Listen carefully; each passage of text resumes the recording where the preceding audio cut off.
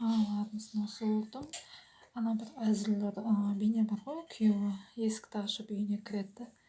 Жоғары жағында жазылып тұр: кредитім бар, сұмдық бәріне қарызбын, Каспер кіріп кеткен, бала шағам бағу керек, әйелім жұмыссыз деп қойған да. Енді орысша жазып қойған, мына жерде қазақ жігіт. Сөйтіп үйіне кіреді да, бір-екі жаңағыдай бір-екі адым отырады да, тез бірдеме жейді, қайтып есіктен шығып кететін. Сөйтіп енді қалай енді пікірге қарайсың ғой, енді дұрыс жарайсың деп па бірдеме деп, енді жағымды бірдеме жазайын ба десем, ана жерде жағамды ұстадым. Халықтың, қоғамның пікірі: әйел неге жұмыс істемейді, әйел 2-3 сағат қана үй жинайды ғой, жұмыс істемей ма? Масқара қоғамның сана сезімі ана жерде пікір жазғандардың.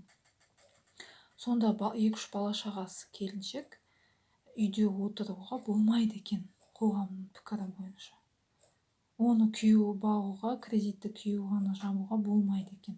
Әйел екеуі өліп ешек болып жұмыс істеу керек екен. Жоқ, егер күйеуі тауып жатса, айлық бәріне жетіп жатса, әйел бала туып үйде отырып 3 сағат тамақ жасасын, 2-3 сағат үй жинасын, әр баланың тамағы бар, оқуы бар, сабақ басталса мүлдем балалы қатын дейді. Неге сонша әйел адамға біз сонша қатыгезбіз, сонша жауыз мынау қоғам? Не болыпты үйінде бала туып отырса? Ондай ер азаматтан айналасың ғой, ондай бағып қағып отырса. Сонда не, анау күшік күйеулер сонда күшті ма? Сонда байдың қызын алып, қайнатасының арқасында жұмысқа кіріп, оларға ешнәрсе демейді. Болмаса қандай тағы ажырасып біреудің мойнында отырған, оған да ешнәрсе демейді. Күйеуі өзінің міндетін толықтай атқарып, отбасын бағып жүрсе,